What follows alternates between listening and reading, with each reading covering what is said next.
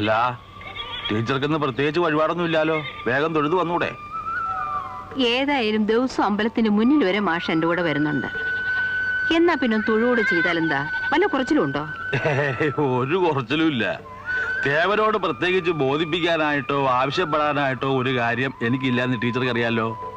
അവിടെയാണെന്ന് വെച്ചാൽ സർവ്വ നേരവും പരാതിക്കാരുടെ ബഹള. ഇനി ഞാൻ കൂടെ കൂട്ടിയിട്ടെന്തിനാ അങ്ങനെയുള്ള സൂര്യം കെടുത്തണേ?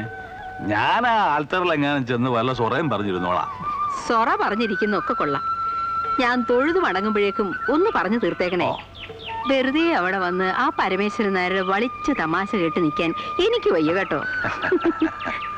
സരസ്വതി ടീച്ചറെ എവിടെ വെച്ച് കണ്ടാലും അപ്പ തീരുമാനിച്ചോളെ വേണ്ടു.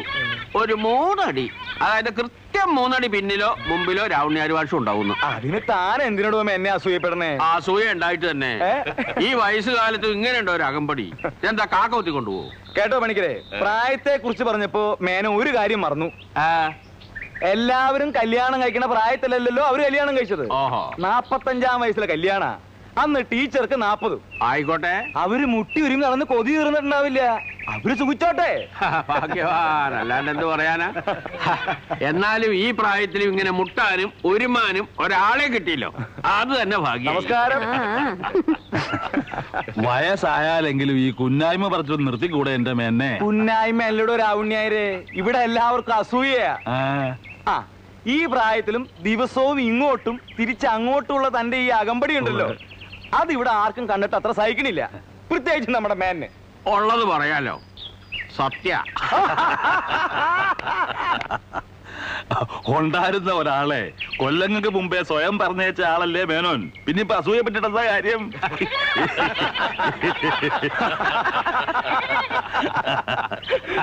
അതെ, ആർക്കും ഒരു ദണ്ണവും വേണ്ട, അകമ്പടി തന്നെയാ. ടീച്ചർ എവിടൊക്കെ പോയാലും അവിടൊക്കെ അകമ്പടി ഉണ്ടാവും. അതെ പരമേശ്വരൻ നായരെ, ഞാൻ അകമ്പടി പോണതേ എന്റെ സ്വന്തം ഭാര്യയ്ക്കാ. എടോ രാവണ്യായരെ, താൻ എന്നെ ഒന്നും കൊണ്ട് വെച്ചൂലോ. ഒരാക്ഷേപവും ഇല്ല. ഞാൻ പലർക്കും അകമ്പടി പോവാറുണ്ട്. അകമ്പടി മാത്രല്ല എന്ന് വെച്ചോളൂ, അതിന്റെയും കൂടി എന്റെ ഈ ദീർഘായുസ്. അതെ, ഇവിടെ ഇരിക്കുന്ന എല്ലാവരേക്കാളും ഒരു 4-5 വയസ്സ് മൂപ്പെങ്കിലും എനിക്കുണ്ടല്ലോ. അതെന്നെ കണ്ടാ തോന്നുവോ? എന്റെ വർത്താനം കേട്ടാലോ? ഇല്ല. എന്താ കാര്യം? ചിട്ടപ്പടിയുള്ള ജീവിതം. നോക്കിക്കോ, നിങ്ങളുടെ ഓരോരുത്തരുടെയും അസ്ഥി കുടത്തിലാക്കി ഈ പുഴയെ കൊണ്ടുവന്ന് ഒഴുക്കുന്നത് കണ്ടിട്ട് ഈ പരമേശ്വരനാര് പോവും. അതിലാർക്കും ഒരു സംശയവും വേണ്ട. നമുക്ക് കാണാം. ഇങ്ങനെ പറഞ്ഞ പലരുടെയും അടിയന്തരം ഞങ്ങൾ ഉണ്ടതാ.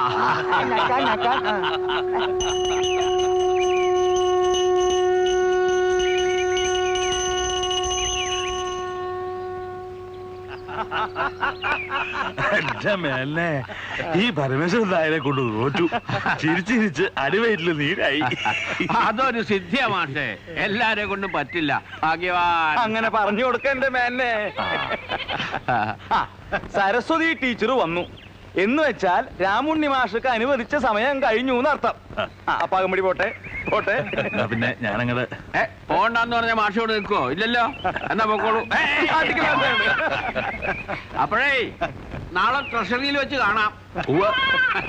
വയസ്സായി, ഒരു കൂനും വലിയ ഈടില്ല.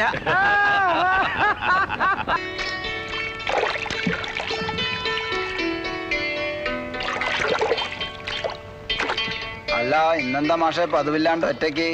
ട്രഷറിയിലേക്കാടോ. പെൻഷൻ വാങ്ങാനാവും. അല്ലാണ്ട് ടീച്ചർ ഇല്ലാതെ നിങ്ങൾ അവിടെ ഒറ്റയ്ക്ക് പോവാറ് പതിവില്ലല്ലോ, അതുകൊണ്ട് ചോദിച്ചതാ.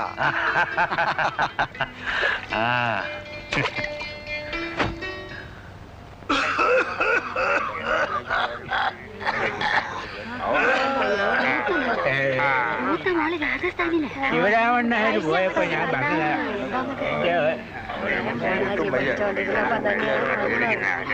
അവന്റെ മോള്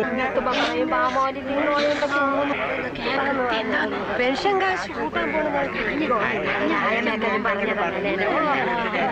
അങ്ങോട്ട് ചെന്നിട്ടൊന്നും വേണ്ടിയില്ല. ഞാൻ പറഞ്ഞപ്പോഴും അതുപോലെ തന്നെ നല്ല മെടുക്കൻ ചേട്ടോ. അത് തന്നെയായിരുന്നു. നമ്മുടെ കണിച്ചിലാഴ്ച രാവപ്പണിക്കുണ്ടല്ലോ, ഒറ്റ അസുഖം ഉണ്ടായിരുന്നില്ല. കഴിഞ്ഞ മാസം ഇതുപോലെ എന്റെ പിന്നിൽ നിന്ന് പെൻഷൻ വാങ്ങിച്ചോണ്ട് പോയതാ. അപ്പൊ നമ്മുടെ പിന്നിൽ നിന്ന് തട്ടിപ്പോന്നാ പറയണേ. ഉരുത്തക്കേട് പറയാതെ. തന്നെന്താ ചൊറിയുന്നേ? എനിക്ക് എന്റെ മാഷേ പെൻഷൻ വാങ്ങിക്കുന്ന ദിവസം ഉണ്ടല്ലോ, വീട്ടിലിരുന്ന ഇരിക്കപ്പുറതിയില്ല. അതിങ്ങോട്ട് കൈ കിട്ടുന്നവരെ ഒരു സ്വസ്ഥതയില്ല. എങ്ങനെയാ ഹേ അങ്ങനെ അല്ലാണ്ട് വരിക? ആരെ പറയുന്നു പറഞ്ഞാൽ മതി, ഏ? പറയുന്നു പറഞ്ഞാൽ മതി. ആരെ ആശ്രയിക്കാതെ അവനവന്റെ കാലിലാ നിൽക്കുന്നെന്ന് തോന്നുന്നത് ഈ ഒരൊറ്റ ദിവസമല്ലേ ഉള്ളൂ.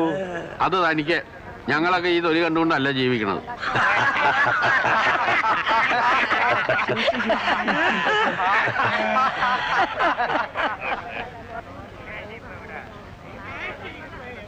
പെൻഷൻ കാശാവുമ്പോ പഴയ നോട്ടായാലും മതിയെന്നായിരിക്കും അല്ലേ? നിങ്ങളും ഒരു ദിവസം ഇവിടെ ക്യൂ നിൽക്കേണ്ട ആളാണെന്നുള്ള കാര്യം മറക്കണ്ട. അല്ല, പുത്തന്നോട്ട് തന്നെ വേണാവോ? തന്നോട് പറഞ്ഞില്ല. ഇങ്ങനെ മാറട്ടെ എന്നെ.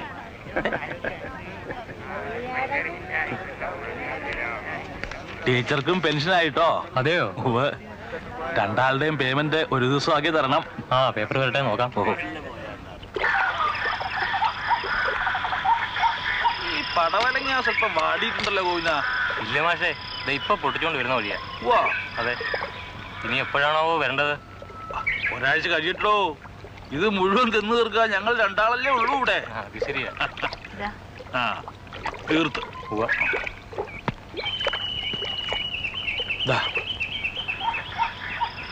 നാളെ ഞാനൊന്ന് വീട് വരെ പോയാലോ എന്ന് ആലോചിക്കുക. അങ്ങോട്ട് വിളിച്ചാ മാഷ് വരില്ലല്ലോ. ലക്ഷ്മിക്കുട്ടിയും മക്കളും മാത്രമല്ലേ ഉള്ളൂ അവിടെ. പിറ്റേന്ന് തന്നെ മടങ്ങാം.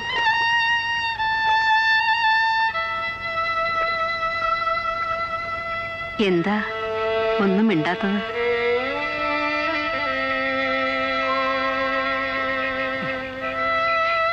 മാഷേ, പോണം തീരുമാനിച്ചു കഴിഞ്ഞില്ലേ, പിന്നെന്താ പ്രത്യേകിച്ച് മിണ്ടാനുള്ളത്?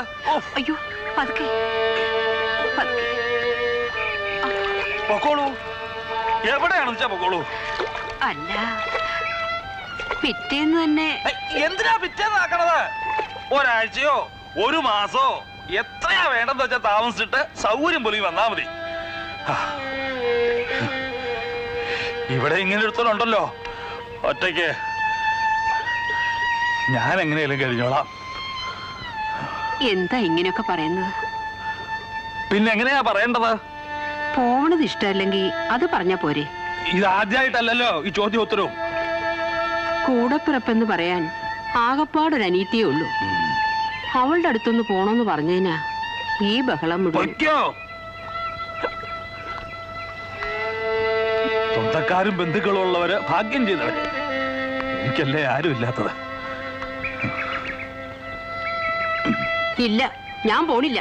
എവിടേക്ക് പോണില്ല. അപ്പൊ തീർന്നില്ലേ? വേണ്ട, പൊയ്ക്കോ. ഇത് എവിടേക്കാ ഈ സമയത്ത്? എനിക്ക് ഇഷ്ടമുള്ളിടത്തേക്ക്.